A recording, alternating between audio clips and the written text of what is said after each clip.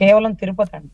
ఈరోజు ఒక ప్రత్యేక దీవిలా మారిస్తే బాగుంటుందేమో అని అనుకుంటున్నానండి. ఎందుకంటే ఎన్నో ప్రభుత్వాలు వస్తున్నాయి, ప్రభుత్వాలు పోతున్నాయి, ఒక్కొక్కటి అది ఒక్కొక్కటి ఇది అంటూ ఈరోజు ఒక టిటిడి బోర్డు నెంబర్ ని ఏదైతే జడ్జి గారికి ఆఫర్ చేసినటువంటి దౌర్భాగ్యులండి, సుప్రీంకోర్టు చీఫ్ జస్టిస్ హోదాలో ఉన్నటువంటి వ్యక్తులకి మీరు టిటిడి బోర్డు నెంబర్ కావాలంటే చెప్పండి, మేము వేయిస్తామంట.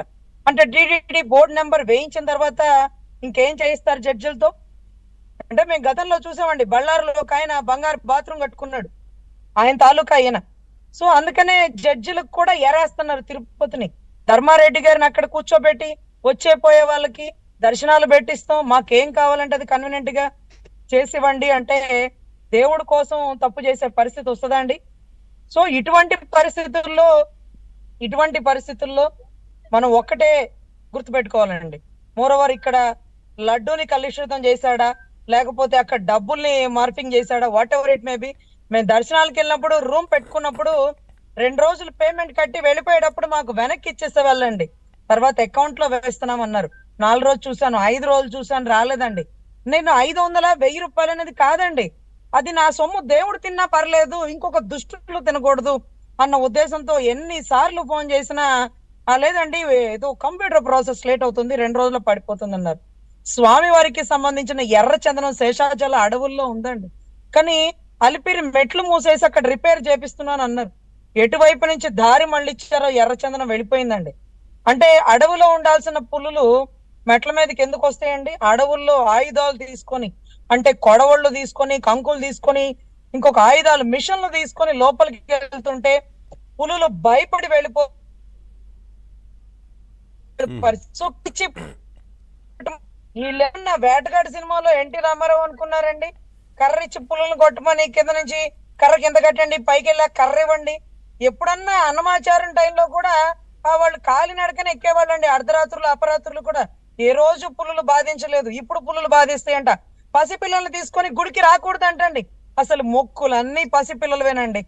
అసలు అటువంటిది తలనీలాల మొక్కుకి ఆ పిల్లల్ని తీసుకొని రాకూడదు, పిల్లలకి ఇక్కడ సెక్యూర్ లేదు అంటూ పిల్లలు లేకపోతే మనం ఎందుకులేని ఆగిపోతున్న పరిస్థితి అండి. ప్లాన్డ్ గా ఒక కాన్స్పిరసీ జరిగింది అనుకోవచ్చా?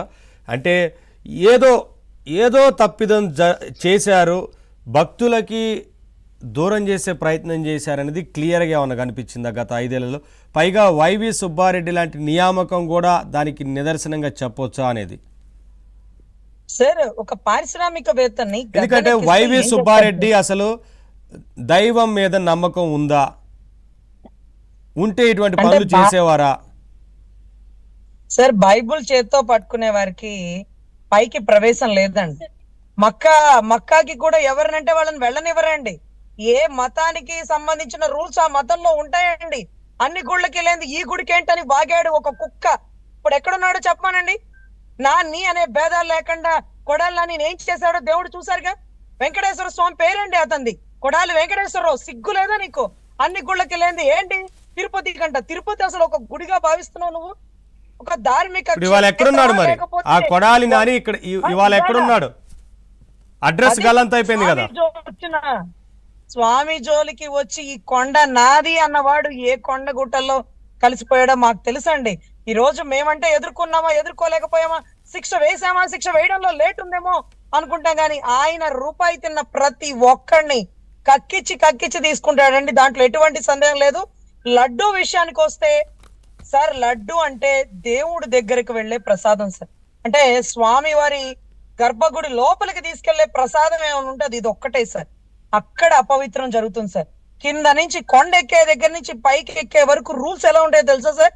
మీరు కింద హెల్మెట్ లేకుండా తిరిగేస్తుంటారు, కానీ మా కొండకు వచ్చేటప్పుడు హెల్మెట్ పెట్టుకోవాలి సార్. కింద తాగుబోతులు విచ్చలు విడిగా ఎట్లంటే అట్లా తాగుతారు సార్. కొండకి పైన ఎటువంటి ప్రవేశం లేదు సార్. మీరు ప్లాస్టిక్ నియంత్రించాలన్నారు చూడండి సార్, మన రాష్ట్రంలో నియంత్రించలేదు సార్. కానీ మా తిరుమల తిరుపతి దేవస్థానంలో గాజు సీసాలు మాత్రమే ఈ రోజు కూడా పంపిణీ జరుగుతుంది సార్.